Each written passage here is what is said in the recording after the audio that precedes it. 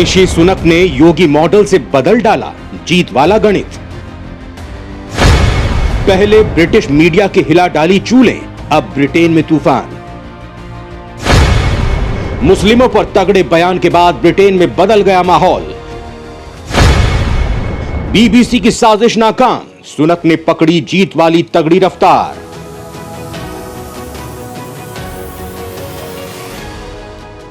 दोस्तों, Britain election में जब विपक्ष निजी हमलों और साजिशों पर उतर आया तो भारतवंशी ऋषि सुनक ने उत्तर प्रदेश के मुख्यमंत्री योगी आदित्यनाथ की रणनीति का सहारा लेकर सारे विपक्ष को चारे खानों चित्त कर दिया है।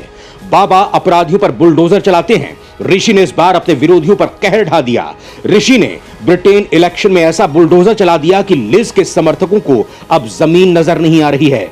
लिज की समर्थक मीडिया के दावों का दम निकल गया है। ऋषि के खिलाफ ऐसा कंफ्यूजन फैलाया गया था कि ऋषि चुनाव में पीछे चल रहे हैं, जबकि ऋषि ने अभी तक के सारे चरणों में बढ़त बना रखी है। ऋषि सुनक के खिलाफ ब्रिटिश मीडिया में कई तरह की नेगेटिव खबरें चल रही हैं, जिनमें उनकी संपत्ति और उनकी पत्नी के कपड़ों की कीमत पर भी चर्चा की जा रही है। लेकिन जब वोटिंग लोगों के बीच होती है तो ऋषि सुनक ही विजेता बनकर सामने आते हैं। दोस्तों, ब्रिटेन इलेक्शन में ऋषि का फैसला 5 सितंबर को होगा, लेकिन इससे पहले एक दूसरे पर हमले बेहद तेज हो गए हैं। लिज के पक्ष में ऋषि की संपन्नता को निशाना बनाया गया है। हद तो तब हो गई जब उनके जूतों को चुनावी मुद्दा बना दिया गया। हालांकि इससे खुद कंजर्वेटिव पार्टी के लोग ही लिज पर नाराज हो गए। आखिर इस नाराजगी की वजह क्या थी? लिज के समर्थकों के बयान पार्टी के लिए आत्मघाती क्यों साबित हो रहे थे? तो दोस्तों, पार्टी के भीतर चल रहे इस चुनाव में उठाए जा रहे मुद्दे देश के सामने हैं। ऐसे में ऋषि पर किए जा रहे निजी हमले आम चुनावों में विपक्षी दल के लिए हथियार साबित हो सकते हैं। इसीलिए लिज के इन हमलों पर पार्टी के ही सदस्यों ने विरोध जताया।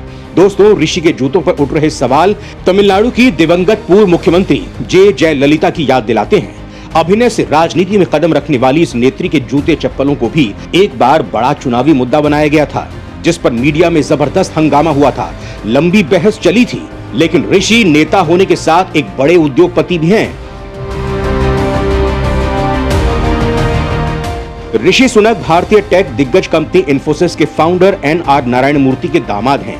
उनकी पत्नी 42 वर्षीय अक्षता मूर्ति के पास लगभग $1 अरब यानी 7600 करोड़ रुपए मूल्य के इन्फोसिस के शेयर मौजूद हैं। इसमें कहा गया है कि रिच लिस्ट 2021 के अनुसार यह आंकड़ा अक्षता मूर्ति को ब्रिटिश महारानी एलिजाबेथ द्वितीय से कहीं ज्यादा अमीर बना देता है।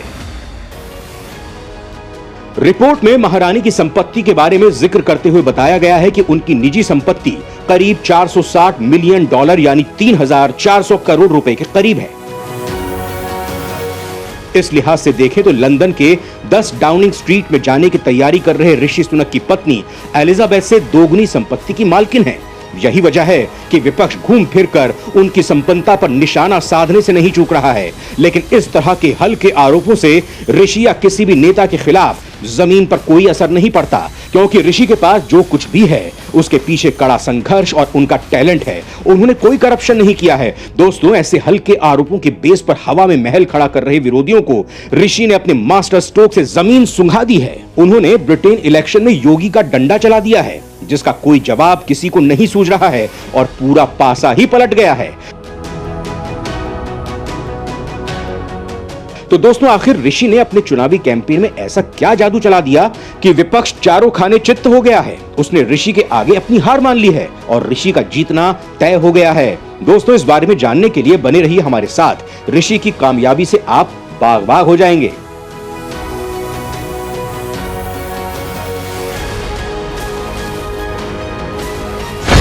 ना फ्री चलेगा, ना आक्रांता चलेंगे, सीधा डंडा चलेगा।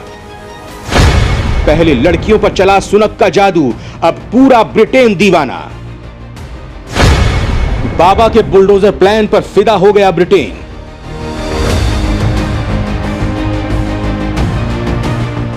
दोस्तों, लाइव टीवी डिबेट में स्काई न्यूज पर हुई डिबेट के बाद हुई वोटिंग में ऋषि सुनक ने अपनी प्रतिद्वंदी और ब्रिटिश विदेश मंत्री लिज ट्रस को हरा दिया है।